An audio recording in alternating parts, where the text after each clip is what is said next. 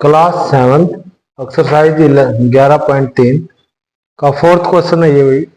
Fourth question में क्या है, निम्नलिखित कथनों, सभी बच्चे अपनी अपनी बुक से देखेंगे इसको। निम्नलिखित कथनों में प्रकट होने वाली या आने वाली संख्याओं को मानक रूप में व्यक्त कीजिए। मानक रूप में लिखना है इसको। तो सबसे पहले जैसे फर्स्ट पार्ट है इसका, फोर्थ क्वेश्चन का फर्स्ट पार्ट, पृथ्वी और चंद्रमा के बीच की दूरी दी गई है आपको। ये कितनी दी गई है, 384, और 30 फिर 30। इसको मानक रूप में बदलना आपने, मानक रूप। तो एक तरह से हमें क्या है, ये 10 की शक्ति के रूप में बदलना होता है।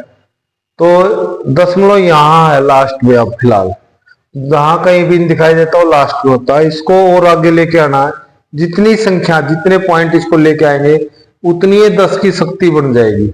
तो यहाँ 1 2 3 4 5 6 7 8 8 अंक में इसको आगे लेके आऊंगा पॉइंट को।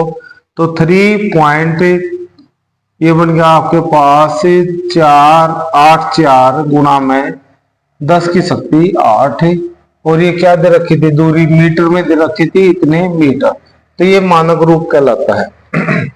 नेक्स्ट बी पार्ट है इसका। बी पार्ट दिया गया आपको, निर्वात स्थान में प्रकाश की चाल दी गई है, और ये दी गई है पूरा 300, फिर 30, फिर इतने मीटर प्रति सेकंड। मीटर प्रति सेकंड मानक रूप में बदलना है इसको। मानक रूप ये आपके पास बन जाएगा। तो पॉइंट यहाँ है दशमलव, इसको 3 3 6 और 2 8 8 अंक लेकर आएंगे। 3 के बाद दशमलव आ जाएगा एक तरह से।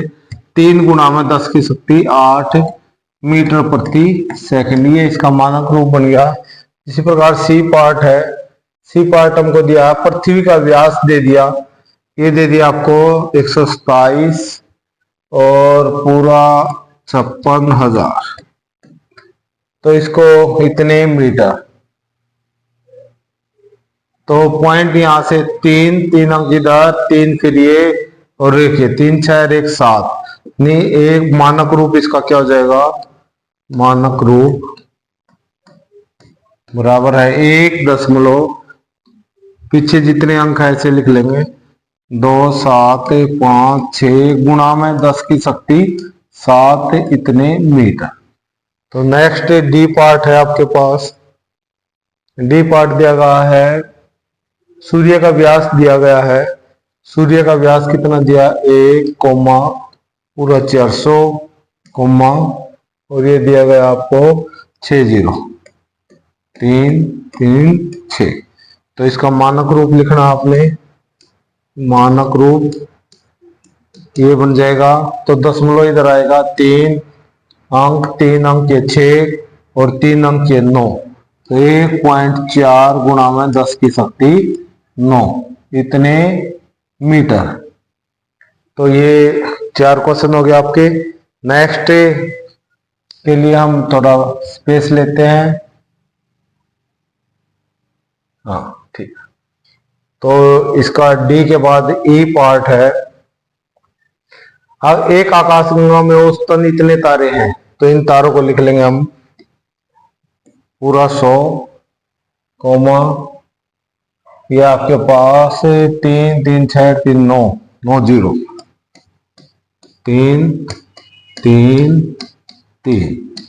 तो इसका मानक रूप लिखना आपने, मानक रूप ये बन जाएगा 3 0 3 6 9 और 2 11, 1 गुणा में 10 की शक्ति 11 इतने तारे हैं।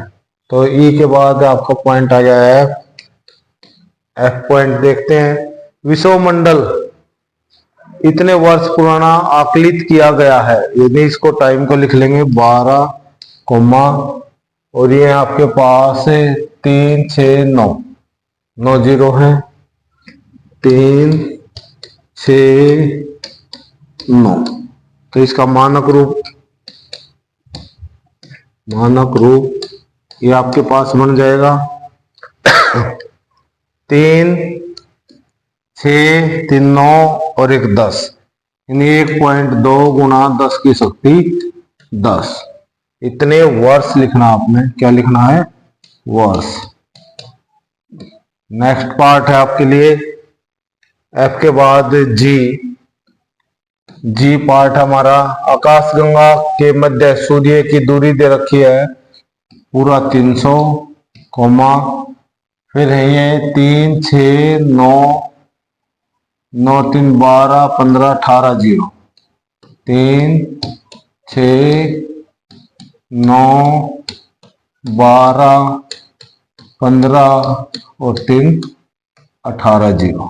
तो मानक रूप बन जाएगा इसका, मानक रूप बराबर है 3 गुणा में, तो देखो कितना पॉइंट इधर आया, 3, 6, 9, 12, 15, 18 और 2, 20, 10 की शक्ति 20,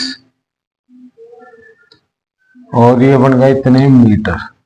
तो इसी प्रकार एच पॉइंट है आपके पास, 1.8 ग्राम बार वाली पानी के एक बूंद में इतने अणु होते हैं। तो लिखना आपने 60, 230, 0 है 3, 6, 9, 12, 15, 18, 3, 6, 9, 3, 12, 15, 3, 18। तो ये बनेगा इसका मानक रूप, मानक रूप बराबर है 6 ये देखो कितना आया है, 3, 6, 9, 12, 15, 18 और 3, 21 और 1, 22, 0, 2, 3 गुणा में 10 की शक्ति 22। अगला है नेक्स्ट स्पेस लेता हूं मैं थोड़ा,